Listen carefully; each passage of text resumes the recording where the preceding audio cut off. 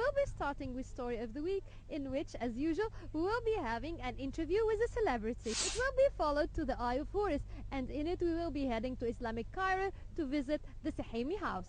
In our Africa page, we will be meeting with Sudanese costume designer Zainab Wanni. As for our science page, in it Dr. Ghada Abou Wafa will talk to us about her latest research. Finally, in our NGOs page, we will be visiting Abi Foundation.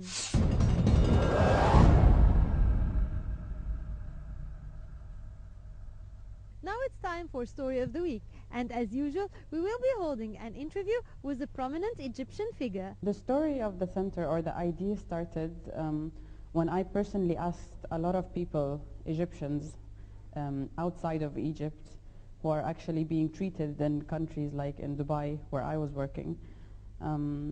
They actually told me that they left their country, Egypt, just for their children to get treatment outside. When I left Dubai and decided to come to Egypt, I was considering starting this center, or this idea here, to help the people of Egypt and to help the children who need the treatment here.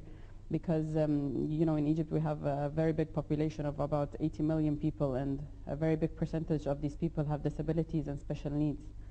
So the whole idea started when I found out that Egypt is not offering a lot of services in this field, and we started the center actually very quickly when I came to Egypt, and we started off with just finding the place and just getting the therapist and training them, and we just had actually one ad in the newspaper, and I was surprised of how many calls we got, and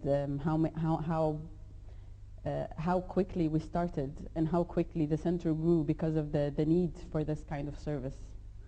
The children that come here, or the children that we help and we provide services to, are children mainly with autism, but also other special needs like developmental delays, like speech delays, and some motor movement delays.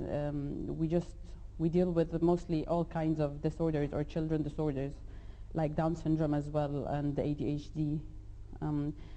The percentage of the disabilities all over the world, not only in Egypt, are very high, especially in children ages 0 to 10. These are the kind of children that we deal with here in the center, but right now in the center we're actually dealing with more than only Egyptians. We have Syrians, we have people from Palestine, we have people from Saudi Arabia and Libya, because this kind of services are not offered in the Middle East overall properly, or at least there are a few centers here, but like we already know that a lot of these centers or services are being dealt with only business-wise and not like actually treatment. So this is where the idea came from, and this is why we started the whole idea, to actually help Egypt and to help the people, to help the children mainly. And we actually want to spread this kind of awareness to schools and to the government, because we want to spread this kind of help. We want to spread the kind of awareness that for people to know when the child has a problem, so they can detect it early. The early signs, the earlier the intervention, the better it is, and the better we can help the child.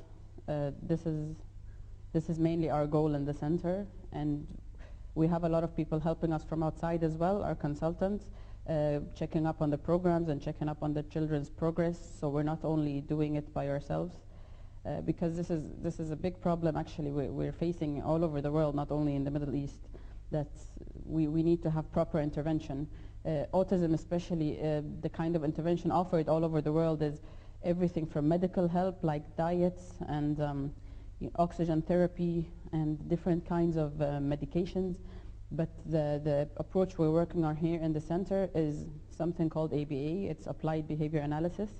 And it's a kind of approach where we help the child with communication and language, self-help, for him to know how to dress himself, to eat by himself, to go out by himself, things like being socially aware, for him to know how to interact socially with his family or with his peers in school.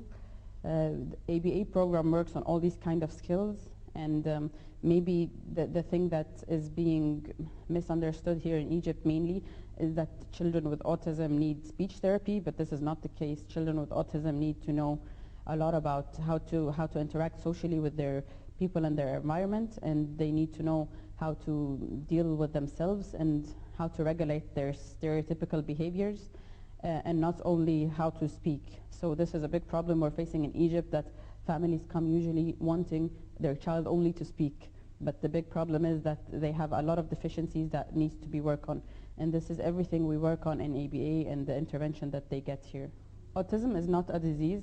It's not a disease that, like for example, when you have a flu and you go to the doctor and you get medications, it's not like that. Some medications might help the symptoms of autism, but it does not treat autism or cure it. Autism is a disorder, and it has three main categories that we can categorize a child by. The first one is, of course, the deficiency in communication and language. They have very limited ways of communicating, or they have no language at all. The second one is social interaction. They don't know how to socially interact. They don't understand social interaction. And the third one is stereotypical behaviors. These appear in mostly like hand flapping or stereotypical movements like jumping repetitively, or a lot of sensory behaviors that can seem just weird to us as people from the outside who don't understand their sensory needs from the inside. So these kind of symptoms we look for when we diagnose autism.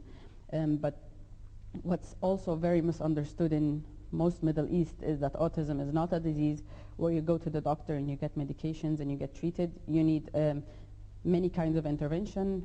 Among them are some vitamins, sometimes diets help, like lutein and casein diet, and mainly early intervention like sessions and teaching them communication skills, teaching them everyday life skills and social skills. This is what the real treatment for autism is. We work here with ABA, like I said, mostly with the kind, like we teach them how to communicate, we teach them how to be independent, we teach them how to interact socially. Sometimes we even bring the sister or the brother into the sessions to teach them how to play with them. Sometimes we have even group therapy skills, like we have, for example, 3 brothers here. They all have autism, and we're working with 2 of them to create a kind of social skills group. So we teach the children without medications or without any medical intervention or oxygen therapy or anything like that. But like we say, there's no side effects to our kind of approach, whereas, for example, medications could have side effects, and other kinds of therapies could have serious side effects on the child. But the kind of approach we're working on is a very natural approach, and it's basically how to deal with behaviors and communication. What we need mostly help from the government or the society, schools mainly, to discover the early symptoms of these kind of disorders, whether it's autism or whether it's any kind of developmental delay, learning disability.